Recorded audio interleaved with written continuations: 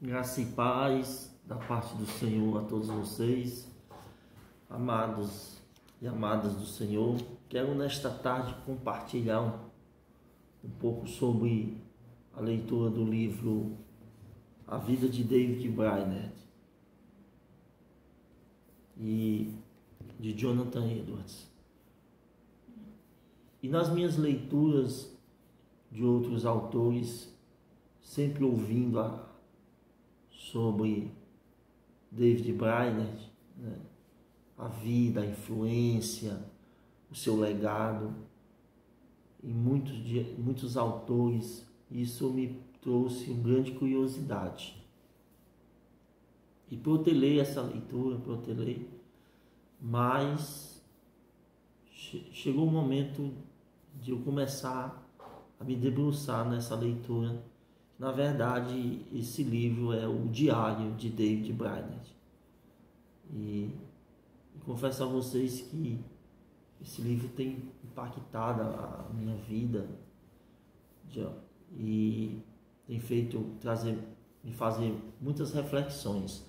Uma coisa que nos chamou a atenção é que Brainerd não queria que as suas anotações, né, fossem publicadas. E ele, no seu leito de morte, foi persuadido pelos seus amigos a liberar os escritos, para que ele de alguma forma pudesse alavancar e incentivar e inspirar outros através da sua vida. E com muita resistência, Brainerd permitiu, né? Esse foi o primeiro momento que eu comecei a ler essa resistência. Outra coisa que me chamou a atenção foi a conversão dele. Ele era um cara religioso, seguia muito os seus rituais e ele se achava justificado e salvo, né? Que alcançaria a graça de Deus através dos seus rituais e das suas obras. E a sua conversão, ela foi muito resistente. Havia um temor a Deus, né? Mas havia também uma autojustificação diante de Deus, e algumas vezes requeria isso, né?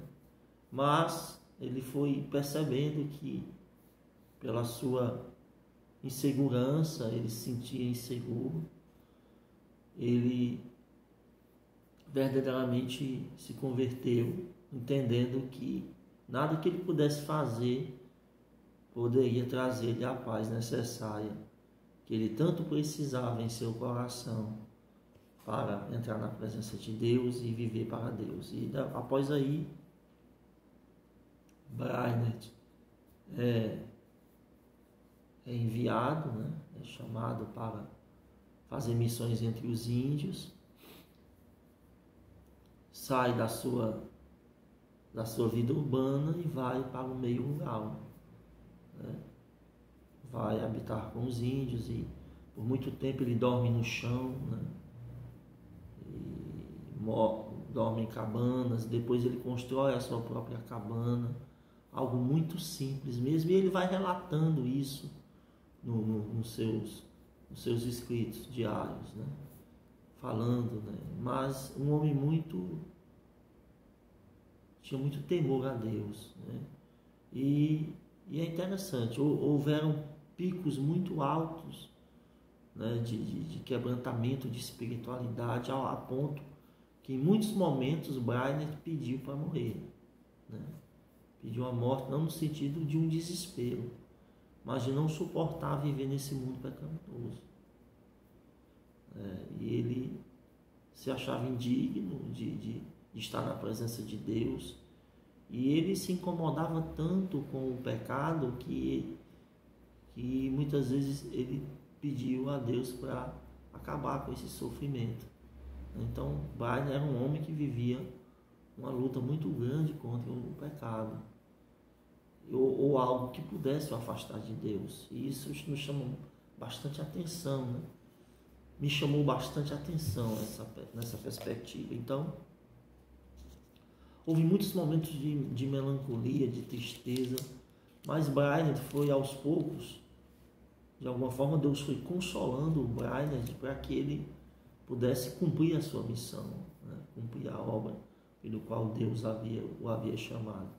E aí ele começa a pregar os índios numa língua nativa. Ele tinha um tradutor que não era crente, mas o que me chamou a atenção também foi como ele pregava, né? Ele pregava todos os dias e depois ele ia ensinar o que havia pregado. Havia um discipulado. Depois ele criou um corpo de doutrina, né? Falando que a salvação era pela graça e que nada que os índios fizessem. Os índios tinham seus rituais, né? Animistas, gostavam de orgias e bebedices, e Brainerd foi convivendo, né? Com muita dificuldade para poder romper isso, e chega um determinado momento que Deus, né, começa a responder a Brainerd, trazendo conversões. Começou com 10, aí foi 30, chegou a 130, só índios, né? Índias, velhos caciques. E assim Deus foi trabalhando na vida de David Brainerd. Outra coisa que chamou a atenção foi a distância das aldeias, né? E Brainerd fazia isso ou a pé ou a cavalo, né? E por muitas vezes na volta Brainerd se perdia. Ele geralmente andava só e ele se perdia no meio da floresta, no meio do matagal. E ele dizia que dormia às noites, né? Dormiam noites na floresta porque não sabia o caminho de volta. Aí até que no outro dia, né, o sol já de pé e ele podia enxergar o caminho. Então, essas foram as lutas e as enfermidades que ele enfrentava, né? Ele não tinha muito cuidado assim com a saúde, é uma pessoa muito envolvida também com a pregação e com a obra. Mas Brainerd foi está sendo, porque eu ainda não terminei, né? Para mim ainda foi e continua sendo para mim, né? Esse referencial de homem que inspira uma vida de santidade, uma vida piedosa, um homem que inspirou o movimento moderno de missões, né? Que grandes homens de Deus citam David Brainerd, o próprio Edwards, né? Ravenhill, A.W. Tozer, Charles Spurgeon, John Wesley, todos esses homens foram influenciados, né? Por David, William Carey, vários homens foram influenciados por David Brainerd.